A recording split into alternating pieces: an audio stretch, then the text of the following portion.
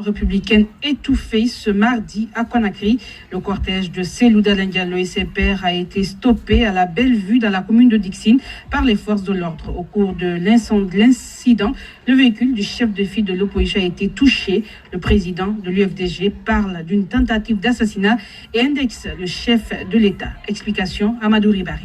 12 heures à Dixine, au domicile privé du chef de file de l'opposition. Cellou Dalein Diallo, Faya Milimouna Ahmed Kourouma prennent le départ pour tenter de rejoindre le point de ralliement prévu à Imbaya Taneri. Mais les leaders politiques n'iront pas loin. Au grand carrefour de la Belle-Vue, des policiers et gendarmes dispersent les manifestants à coups de gaz lacrymogène. Dans un climat de sauve-qui-peut, le pare-brise du véhicule du chef de file de l'opposition est brisé. Cellou Dalein Diallo parle d'une atteinte à sa vie.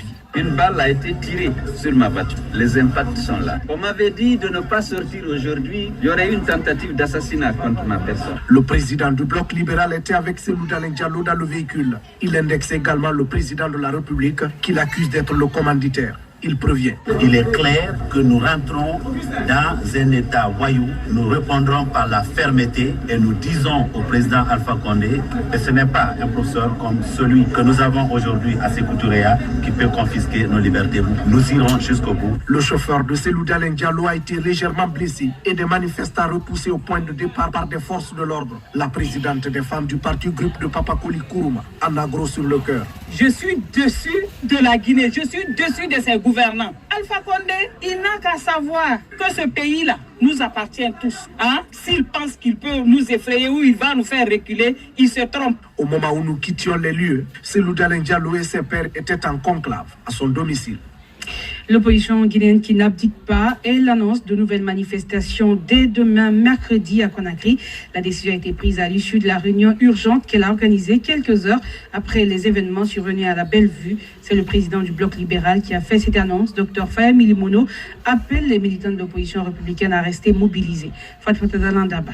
La manifestation, il y a eu effectivement tentative pour étouffer, mais l'opposition peut se féliciter que la marche a effectivement paralysé la ville de Conakry. Aujourd'hui, que ce soit sur la route Le Prince, que ce soit sur l'autoroute Fidel Castro, il est clair qu'il n'y avait pas de circulation. Malgré le déploiement des forces de l'ordre, la paralysie de la ville a été totale. Ce qui s'est passé ce matin, nous avions des informations sur le terrain que toutes les rues étaient barricadées par les forces de l'ordre, qu'on nous empêcherait même d'atteindre Amdalaï. Il était clair à travers ce acte qu'il y avait une tentative d'assassinat contre la personne du chef de file de l'opposition et contre moi-même. Donc c'est pour cette raison que nous nous sommes retrouvés ici. Nous avons lancé un appel à la population de sortir pour protester contre cette bavure, parce que si maintenant on peut penser à l'assassinat des opposants, c'est que nous sommes en train d'aller vers un état voyou, ce que nous n'allons pas accepter. Demain, nous invitons les populations à sortir pour protester. Nous allons organiser une ville morte le lundi et le mardi, nous allons reprendre la manifestation sur l'autoroute Fidel Castro. C'était donc le propos de Dr Faya Milimono. Il répondait aux questions de Fatmata Dalandaba. Au point de la Belle-Vue, une dizaine de personnes ont été arrêtées. L'information a été donnée cet après-midi par le contrôleur général Ansoumane Bafoué Camara. Aoula Toussou. D'après le général Ansoumane Camara Bafoué, le constat de cette journée est positif.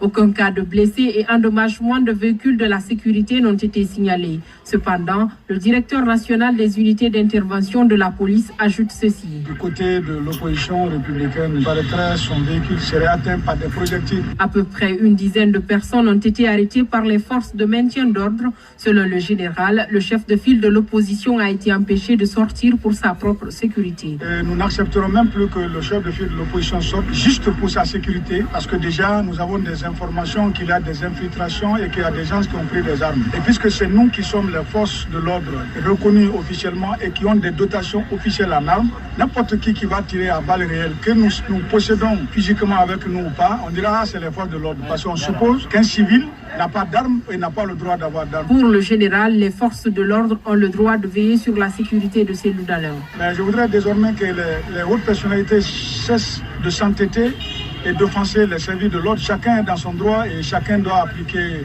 les devoirs régaliens, que soit de la sécurisation des citoyens et leurs biens ou des mouvements politiques pacifiques dans le cadre de l'avancement de notre pays, la République de Guinée. Au carrefour qui mène au domicile privé de Cellou Dalein, des pick-up des forces de l'ordre sont visibles et des agents régulent la circulation et veillent au grain. est enregistrée un peu partout sur la route Le Prince entre forces de l'ordre et manifestants, une situation qui a paralysé commerce et circulation sur ce axe routier. Fatoumata Dalandaba. Du rond-point de Koza à Bambeto, en passant par Koloma et Bomboli, boutiques, magasins et kiosques sont restés fermés. La circulation est très fluide. Seuls quelques engins roulants s'aventuraient sur ce tronçon, notamment les motards. Les étalagistes, vendeurs de condiments et d'autres aliments, quant à eux, vaquaient tranquillement à leurs occupations dans la matinée. Un important dispositif sécuritaire était mis en place tout au long de la route Le Prince avec une présence massive des forces de l'ordre dans les lieux réputés être chauds. Mais si pendant la matinée un calme précaire régnait et que les activités économiques tournaient au ralenti, la situation a vite dégénéré aux environs de 11 heures entre jeunes manifestants et forces de sécurité. Finalement, circulation et commerce ont été complètement paralysés pendant que les deux camps se livraient à une bataille indescriptible. Des jets de pierre contre gages lacrymogènes. Selon des témoignages recueillis sur place, ces violents affrontements ont commencé lorsque des jeunes ont voulu se regrouper. Sur le bitume, des cailloux éparpillés et des jeunes regroupés ça et là. Même constat entre Bambeto, Hamdallah et Bellevue. Prévu sur l'autoroute Fidel Castro. Paralysie des activités également de ce côté ce mardi. Les institutions bancaires sont restées fermées à des endroits et la circulation fluide. Les marchés, eux, ont été ouverts. C'est un constat d'Ibrahima Diallo. L'autoroute Fidel Castro n'a pas enregistré ses embouteillages habituels ce mardi matin. Ce, en raison de la marche projetée sur cette partie de la capitale par l'opposition républicaine. De Matoto, d'où est parti notre constat à la presqu'île de Kaloum, la circulation a été fluide avec notamment une faible présence dans la circulation des taxis et minibus qui, habituellement, assurent le transport des passagers. Ce sont les bus de la Sotragui à moitié pleins qui assurent ce mardi la liaison entre Kaloum et la banlieue. Dans cette zone parcourue par notre équipe, les institutions bancaires, les sociétés d'assurance et autres services privés sont restés fermés, excepté les stations-service et les marchés. Ce qui attire l'attention du passant, c'est surtout la forte présence policière le long du trajet.